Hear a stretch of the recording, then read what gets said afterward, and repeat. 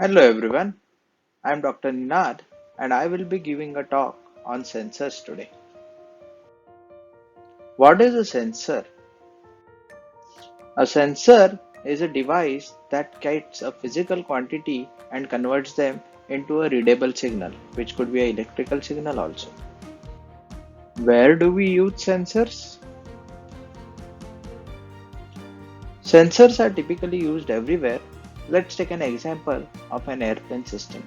Here the sensors would be position, height, speed, temperature, location. All these sensor inputs are fed to the computer and the output could be engine speed, flap, motors, wings, etc. What is the difference between sensor and a transducer? The major difference between sensor and transducer is transducer has a sensor in it. So transducer can be considered as a sensor plus signal conditioning unit and sensor need not have a signal conditioning with it. Different types of sensor we are going to see varies today in this talk from alcohol sensor to PIR sensor, and there are more than 50 sensors we are going to cover in very short time. So I will just fly over the sensors and sometimes you might feel he is not going in too detail because there are too many of them and time is really short. So many a times you might have seen a policeman inserting some kind of alcohol sensing gun and measuring a reading. So what is the sensor used inside this gun? Alcohol sensor is nothing but a sensor that can measure ethanol. Now its range can go as low as 0.04 mg per liter up to 4 mg per liter and suitable for the regular breath analyzers. So MQ3 is the number which you should look for if you are trying to build an alcohol sensor. Many times you see this two eye like structure which we call robotic eyes also in this robots. Now you see this four eye structure with quadcopters. So what is this sensor?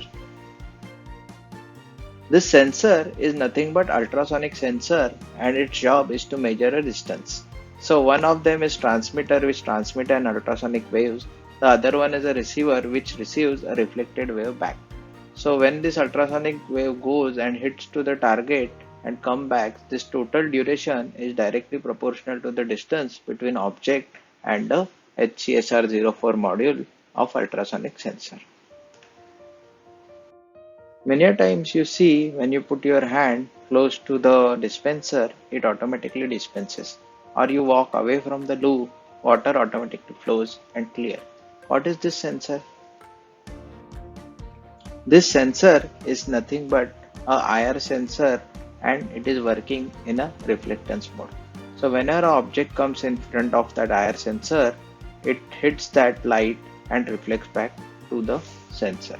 So let me try and demonstrate. So in the initial state, the light is going straight, but when there is an obstacle, it hits that light and comes back to the IR detector. So this is a very simple sensor and its cost is just about 75 rupees with all the amplifiers which is here, a tuning pot and 3-pin direct output VCC grounded out which you can easily use. A very simple to use sensor. Now in movies sometimes they show when person starts walking over a road the light automatically starts blinking on. And what could be the sensor behind it?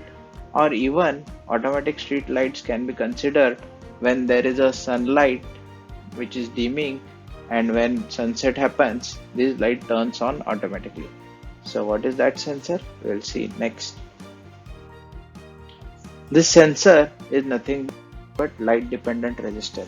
You can see multiple kind of sensors here with different packages. They all are LDR.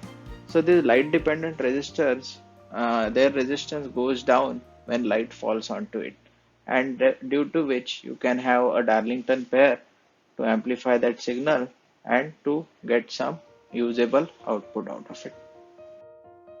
Now LDR has typically a non-linear characteristics with respect to light, and as light increases, resistance decreases non-linearly.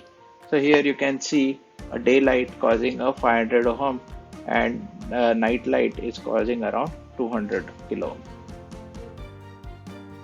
Now you might have seen that there is a vehicle on the road giving you PUC. So what could be the sensor inside this? Or there is a gas leak. How we can detect that gas leak without smelling it?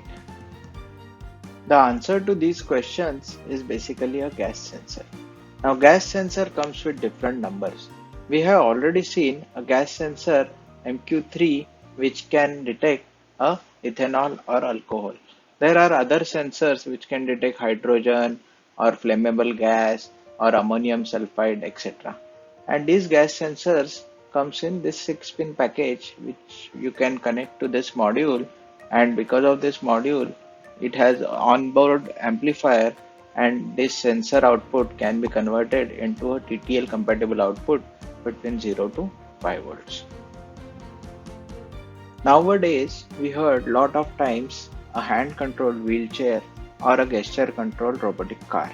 And even with the event or arrival of this quadcopter, the flying machines are also becoming popular. So most common sensors with these kind of machines is gyroscope and accelerometer. The gyroscope and the accelerometer are the MEMS devices that we are going to see in the next talk on MEMS sensor, how they are manufactured and all. But basically I give you an idea. These sensors moves object which is moving up and down, left, right or tilting.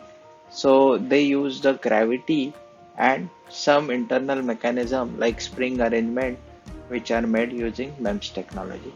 So basically, for any motion or rotation calibration, you need these sensors. Nowadays, they are available in combined package called IMU, and this package has onboard accelerometer, gyroscope, and magnetometer. Many times you see car wiper starts automatically, and what is the magic that is happening behind? The main sensor used for these car wipers to move is called rain sensor. It's nothing but a variable resistor. So when water falls onto this sensor, it changes its resistance because of these interdigited electrodes. And you need some signal conditioning as shown here, this one, so that you can convert this resistance into proper 0 to 5 volt signal. If someone asks me about is there any sensor that go into the rocket and run in the space, yes, the most popular one is a Sensat, which is an open source project by Raspberry Pi. A Sensat is nothing but an attachment that fits on top of a Raspberry Pi. This Sensat has IMU unit inside it, which is a combination of gyroscope, accelerometer, and magnetometer. It also has pressure sensors and humidity sensors. These sensors are designed such that they can work into the space. IMU or MPU 6050 is most popular sensor that's seen nowadays, and that is used inside devices like cell phone or smartwatches. It's a combination of accelerometer, gyroscope and magnetometer. IMU basically gives all three readings. The accelerometer gives a motion in x and y.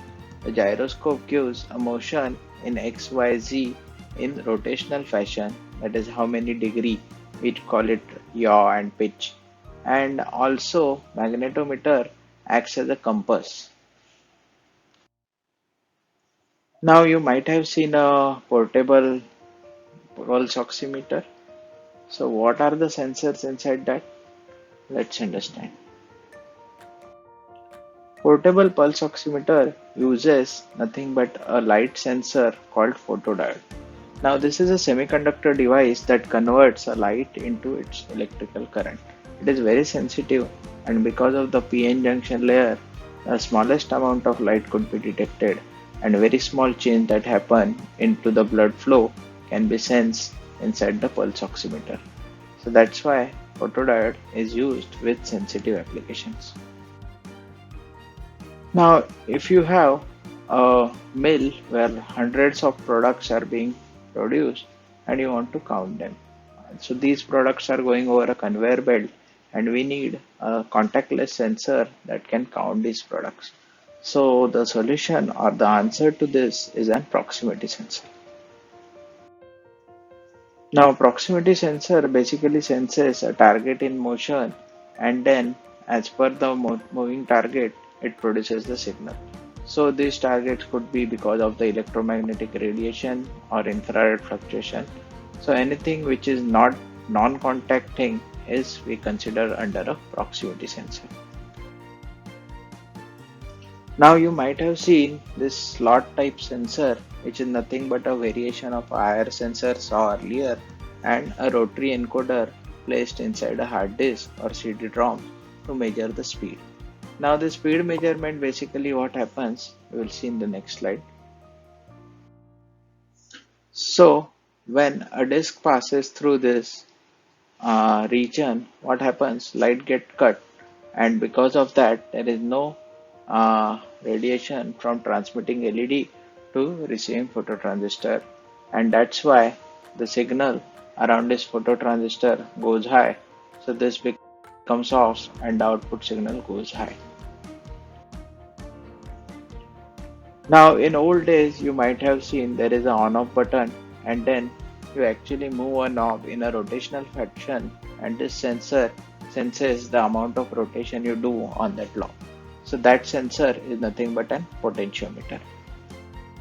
A potentiometer has typically a cap fitting on top of it, and then there is a plate inside this.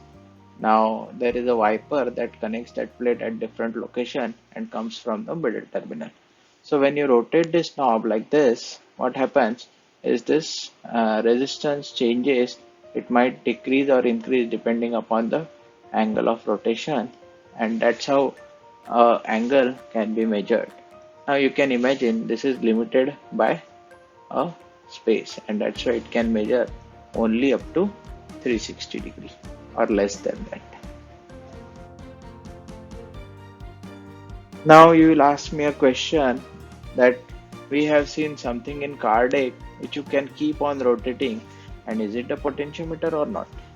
So this is another type of angular measurement sensor called Hall effect sensor.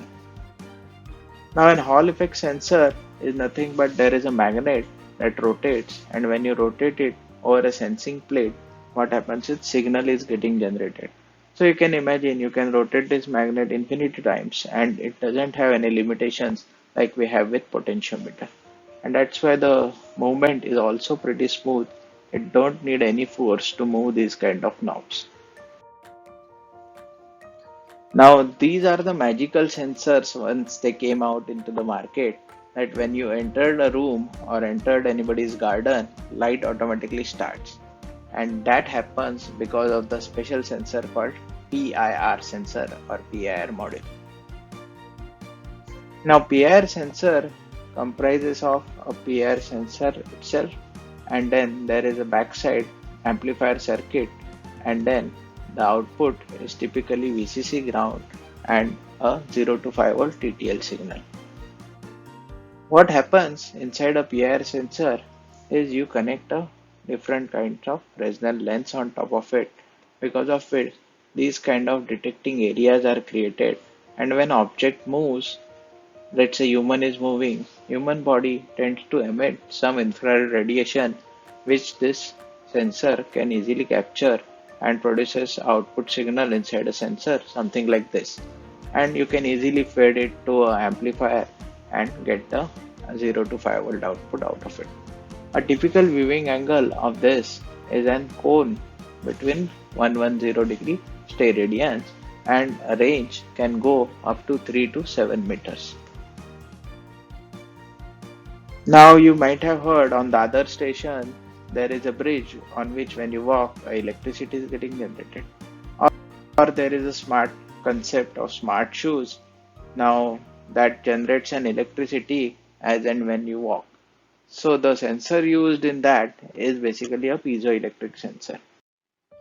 Now we know that piezoelectric crystal when experience the force in one of its plate, it generates a voltage across the two plates.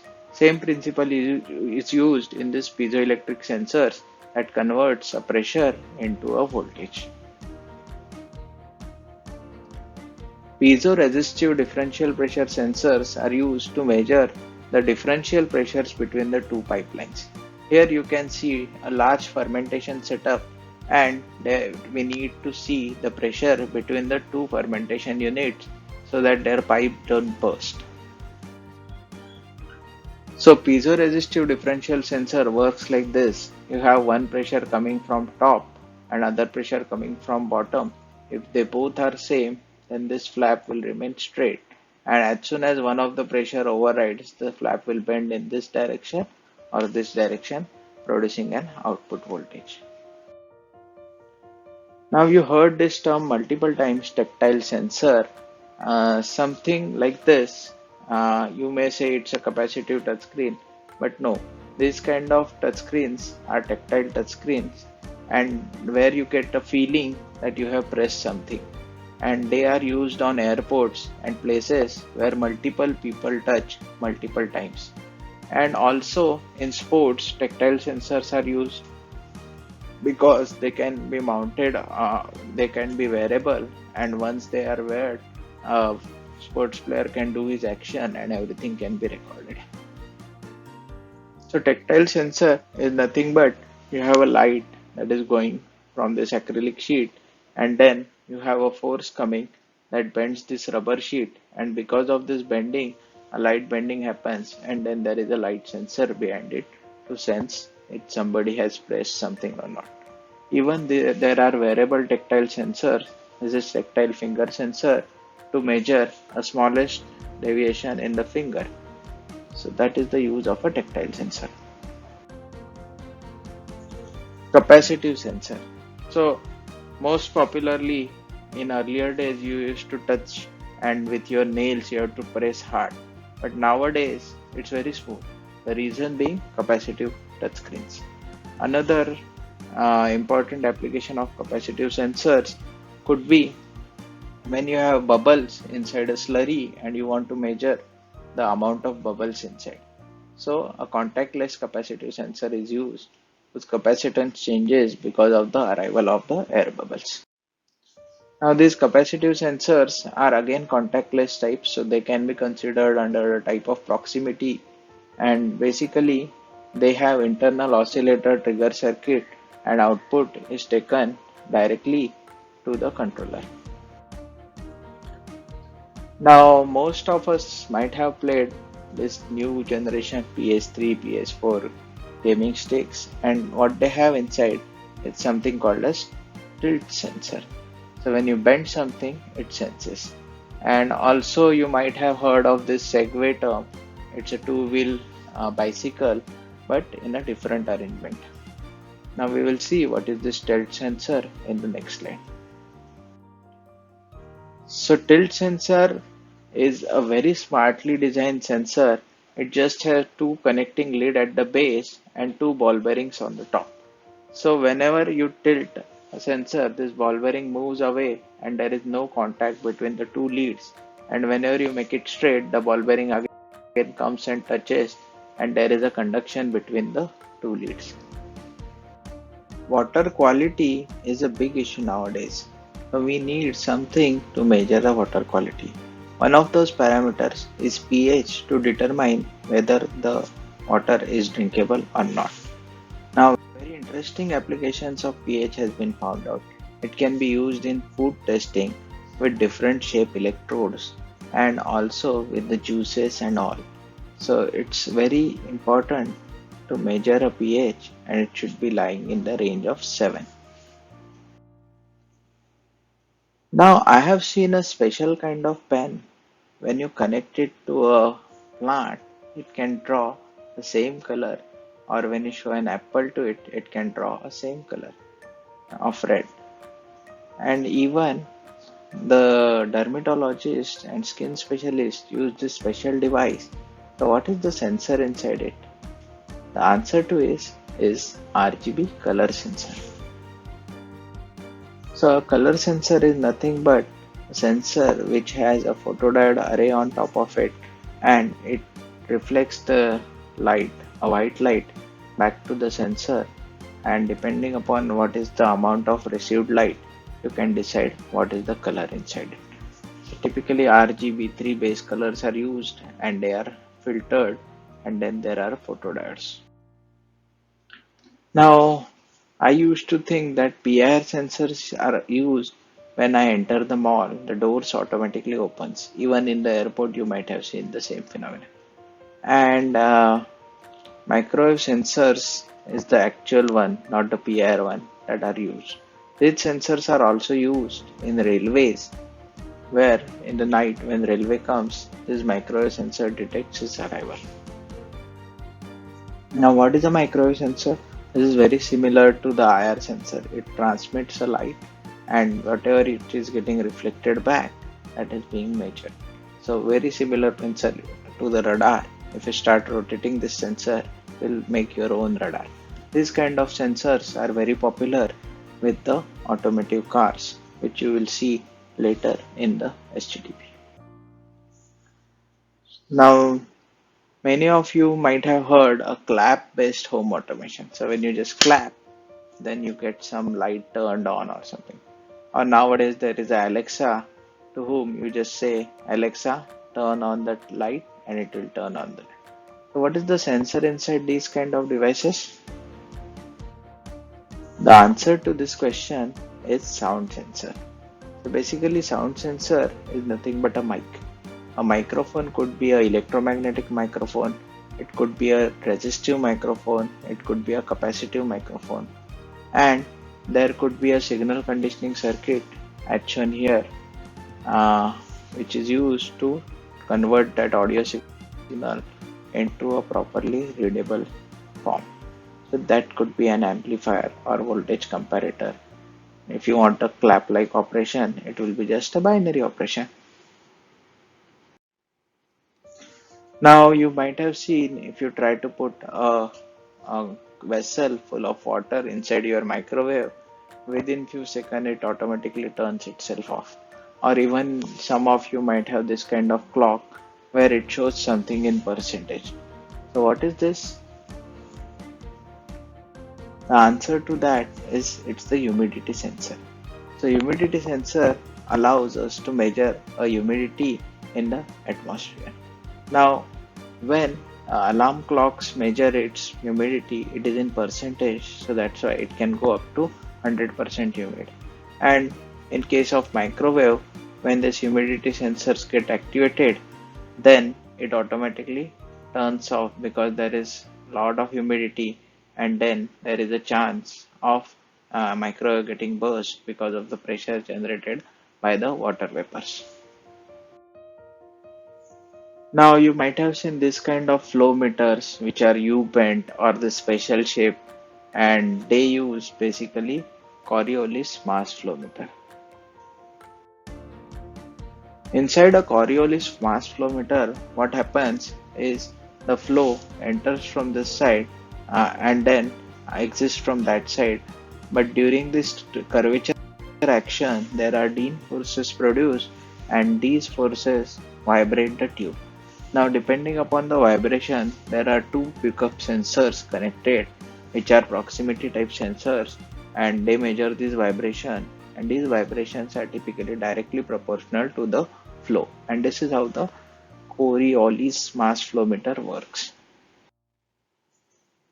Next is ultrasonic sensor. So ultrasonic sensor is basically, instead of your regular float, you put an ultrasound towards the water, and then reflected wave depends on the height of the water. So closer it is, faster will be the reflection, and these kind of ultrasonic sensors works in the range of 40 to 200 kilohertz. So they are used in majority of the these big size tanks you see outside. They can be used to store water or maybe oil, any other liquid. Now, for corrosion-less signals, ultrasonic sensors are not preferred. We use something called as radar level measurement sensor. So this sensor is used to measure so that when you put a signal I will explain with the next slide. So when radar sends out a signal, it hits the surface of the processed liquid, and that could be a hazardous chemical also or petrol also. And these acoustic waves are reflected back and sent back to the radar sensor. Now in hospitals, many a times see a nurse comes and releases this kind of pulse. So what is that typical sensor that allows us to measure oxygen level or medical air level? The answer to this is a flow meter.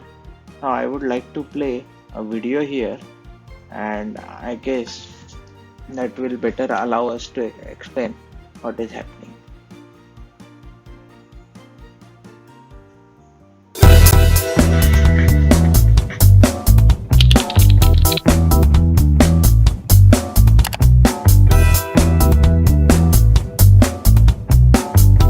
So here you can see a gas or liquid enter and flow is getting measured.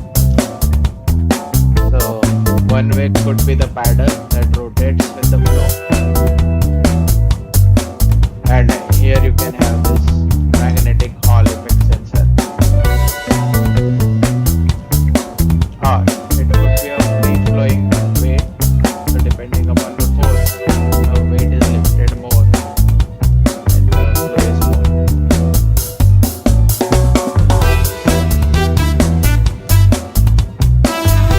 It could be a Doppler effect where you send us out a signal and then there's a reflected back signal and change in the frequency is directly proportional to the flow.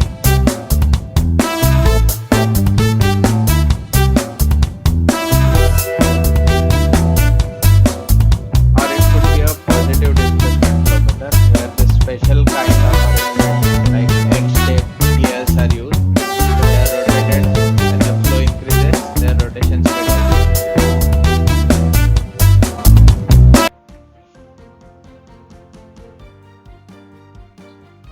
Next sensor we are going to study is an water level sensor.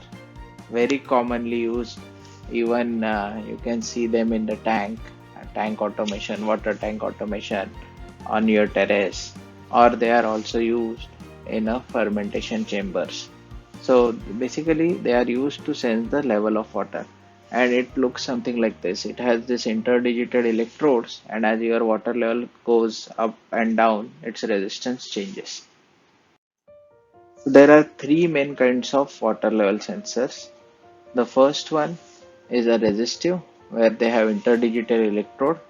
The second one is a float with a reed switch, a magnetic principle. And the third one, where it has a holes at the bottom and water goes inside those holes to make the measurement. Now there is a diaphragm inside this unit, and because of this diaphragm, it bends as you put it deeper, and this bending basically directly proportional to the water level. Next, very important topic is biosensors. Basically, these sensors contradicts my earlier definition of transducers. Basically, biosensors have analyte in it, then there is a bioreceptor, there is a transducer, and finally a signal processing unit, and everything packed in a very small package. Now, there are different analytes. These are all chemical-based sensors, and then there are receptors like enzymes, antibodies, etc. You see a lot of these terms during this COVID pandemic. And then there are transducers, which are electrochemical, optical, thermal, or piezoelectric. And finally, you get a measurable signal, which is further needed a signal processing also. So there is a huge applications of biosensor, and I can take 1 hour to explain this entire slide in detail, but now I'm just running. So one simple application is a cantilever to which some antibodies or receptors are connected, and whenever they are attached to the sensing element, the cantilever bends and changes the resistance. Or it could be a very interesting lens with a biosensor that can measure your sugar levels. There could be a tooth that you connect and it can measure an enamel inside. And there could be colorimetric sensors like pH strips, etc. There could be a sweat sensor that you put onto your arms or something, and even there could be integrated band sensors with Wi-Fi and IoT technology like your wristwatch and so on. And there could be a mouth guard sensor, something like this, which you put inside your mouth and that can keep on taking your saliva and reading from that. And there could be many other sensors like temperature. This is already in practice. Everybody might have seen this sugar testing strips, and there could be a gluco watch and so on. So nowadays, people are moving towards nano sensors, and I'm not going into detail in this current presentation. The most simplest sensor is LVDT to measure a displacement. It's basically nothing but a primary coil and two secondary coils. And whenever you move its core, it's basically changing the amount of magnetic field getting into 1 and 2. And we are actually measuring a different signal between the two secondaries. The transformer is very useful because wherever there is core, there will be a more stronger magnetic path and more induced voltage in the secondary.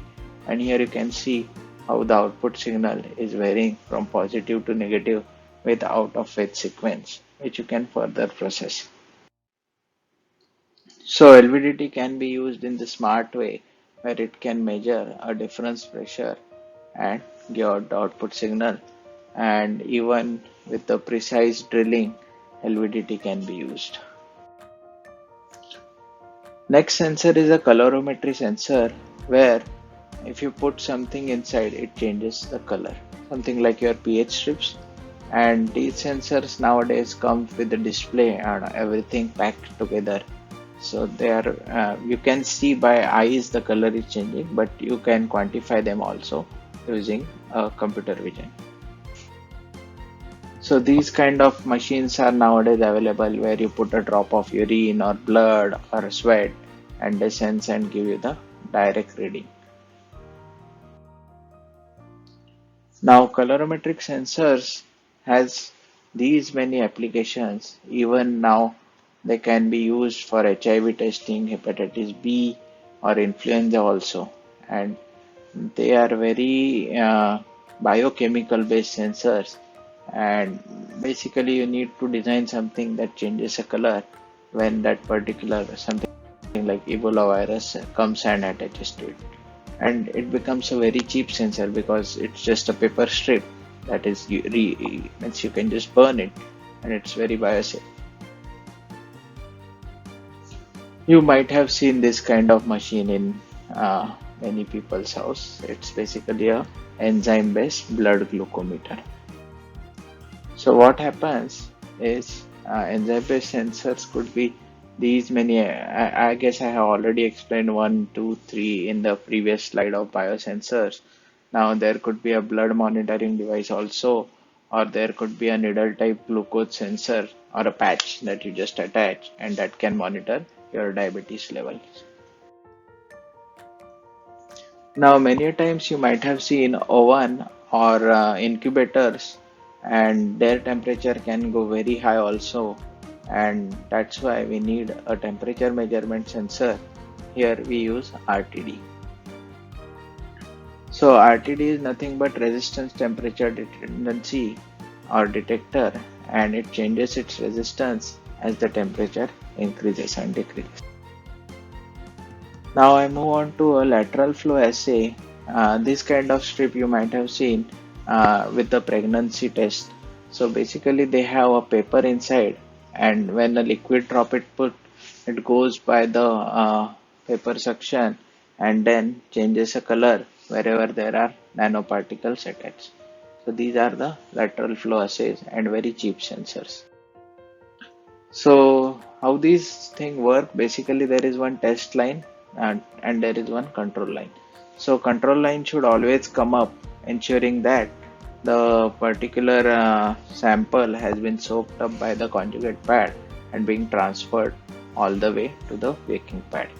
Well, a test line might or might not come up, depending upon whether the test is positive or negative. So these kind of portable blood pressurement units are nowadays very common and basically inflates itself, and then later on it gives out the blood pressure reading. A differential pressure sensor is used in this BP measuring unit to measure how much to inflate this balloon. Otherwise, if you inflate it too much, it will be very tight for that person and it could be very disastrous.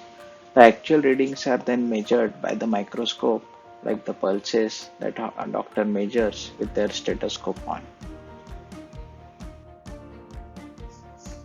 The temperature sensor starts with something called as 18B20 or LM35, this transistor lights package, and they are very cheap and very accurate and linear also in the 0 to 100 degree range.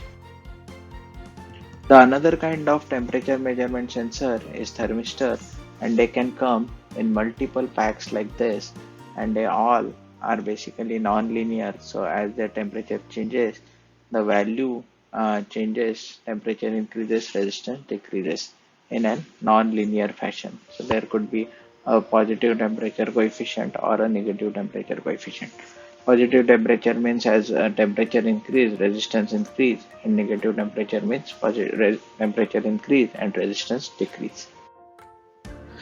Now these kind of thermistors are mounted typically between the Peltier plates and they are seen inside your SMPS of the computers. Thermocouples are these fancy wires that come with your DMM, which has a temperature measurement facility. Or you might have seen that your heater or hair dryer, if you keep it on for a long, it automatically turns itself off. The thermocouple is the thing that is inside this hair dryer that prevents it from getting fired. So thermocouple basically, if you heat one junction and there are two different metals connected at that junction, then a voltage produced across this junction. Now there are different kinds of thermocouple that a person can use, and they can measure up to 500 degree also. Photovoltaic cell, arguably it's a cell or it's a panel, but it can be a sensor also which can sense the light. Straight away converts the light into a voltage, so it can be a light sensor. Now, photovoltaic cell works on a principle that more the light falls onto the photovoltaic cell, the more the voltage is produced between the two plates, and this voltage can be further stored, and they could be a very clean energy sources. So, photovoltaic cells are also known as solar cells or solar panels. They are all the same. Impedance sensor is a technology where you put a very small drop of liquid, it goes through, and while the liquid is passing through it, you measure its impedance. So this is a very tiny, a coin-shaped chip that goes inside this big machine, and then impedance is measured, and that is basically used in many applications such as cell counting or particle counting. Now, basically, what happens inside a impedance sensor is when the liquid drop passes, the entire circuit moves from its resonance, and due to which the impedance state changes. And each time a cell passes, the impedance delta Z changes, which you can measure, and you can count how many cells or particles flown through the small capillary that is shown over here. Now, many a times you see if motor is not fitted perfectly to the base, it will start vibrating, and the sensor used in to avoid the accident is a vibration sensor. Similar sensors are put inside the cars also to see how the driver is performing or even to detect accidents in some cases. Vibration sensors are nothing but these very tiny units which has integrated connectors and a hybrid arrangement of springs and mass. So basically these are the suspended mass, and when you have a vibration, the suspended mass because of the spring rotates, and because of these rotations you can measure a signal coming at its output, and then you can have a thresholding IC which can classify it into a digital vibration, and frequency of vibration can be measured. Variable area flow meter. You might have seen these kind of things floating inside the water, and they try to go down by the gravity and forcefully thrown up because of the water flow inside that.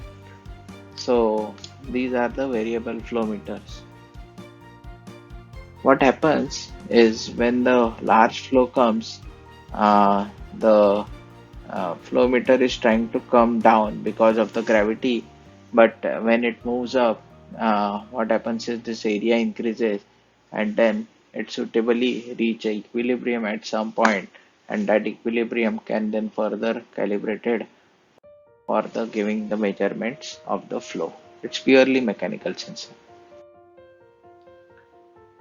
Now, ultrasonic Doppler sensors are basically contactless method to find out what is the flow inside the pipe. You just attach it from the outside to any pipe like a watch, and then you get the reading of the flow inside the pipe. Very useful if the liquid being carried is hazardous chemical. So what happens in a ultrasonic Doppler sensor, that you send out a signal and then reflected signal is being measured back, and change in the frequency and the Doppler shift is getting measured, and that decides the flow inside the pipe. Now, this is a very simple sensor, reed sensor, which can be used as a burglar alarm application, or can be used to measure a cycling. Nowadays, everybody, because of the COVID, is inside the home. They can have these kind of cycles, and when you uh, run this cycle, you can measure a speed by connecting a reed switch. So, what is a reed switch? This is nothing but a switch that gets activated when a magnet is very close to it. So reed switch commonly used in many applications. There could be a multi-reed switch, and there could be even a relay type reed, and this is a commonly used relay switch. So when you bring a magnet close to the reed switch, it turns on. Now in the railway station, you might have seen this kind of optics. So you put a heavy load up to few kgs, and there could be a mechanical spring balance, or there could be a load cell at the base to give you the digital reading. Even this load cell is used onto the weighing machines that you typically see inside your house.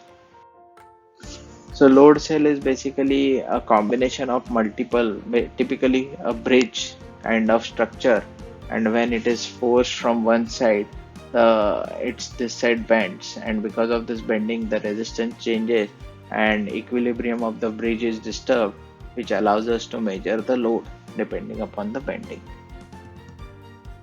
Now these kind of sensors you might have seen into your garden, they are nothing but mechanical pressure sensors. So mechanical pressure sensors could be bellows, diaphragms, or Bourdon tubes. So you apply more pressure, the bellow will expand, or diaphragm will bend, or Bourdon tube will try to straighten itself. And this mechanical sensor can be further attached to LVDT or something to convert this displacement into a electrical signal. Now, most of the places when you see people are putting attendance, this fingerprint sensor is being used. And fingerprint sensor is pretty accurate biosensor, and it's pretty secure also. So it detects the valleys and ridges onto your finger which are unique to the person. And it's a purely capacitive or image processing based techniques. Now fingerprints are also available with your mobile phone and your biometric attendance system, something like this, or biometric entrance to the door.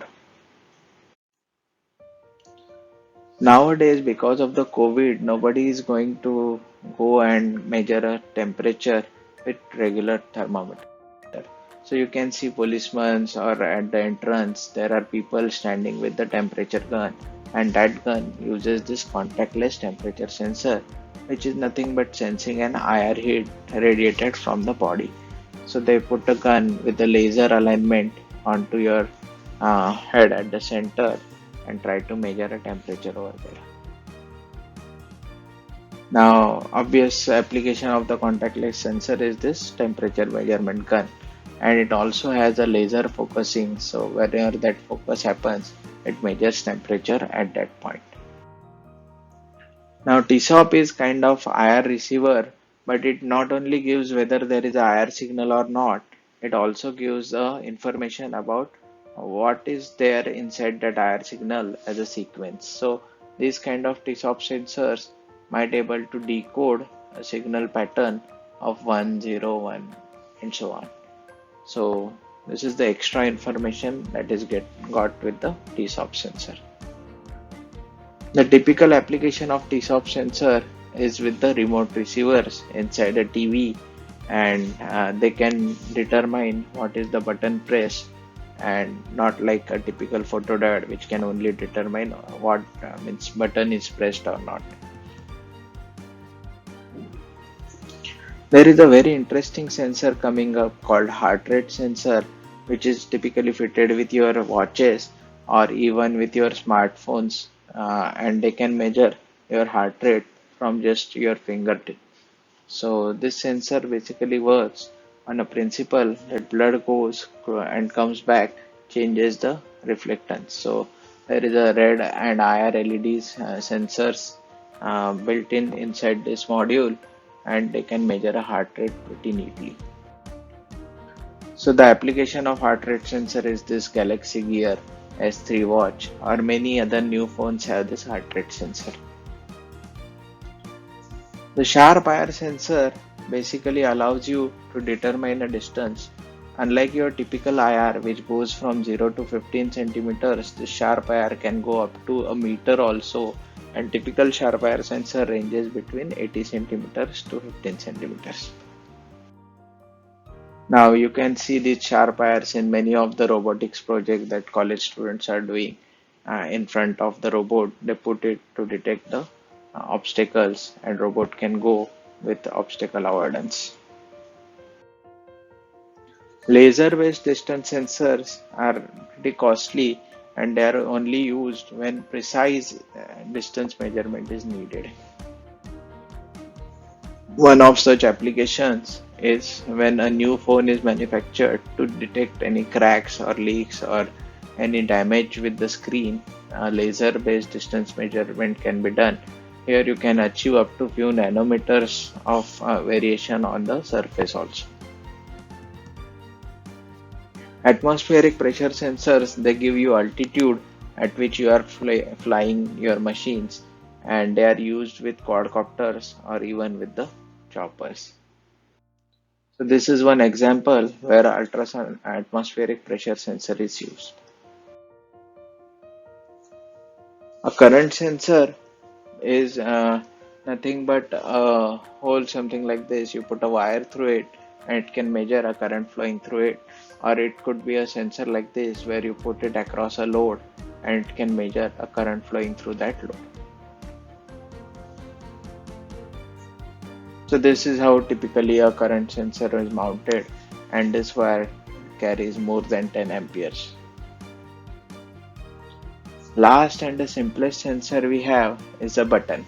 A button can be a sensor because when you apply pressure to it, it changes. It's sometimes also used as a limit switch, and one of the most common applications of this button could be your keyboard also.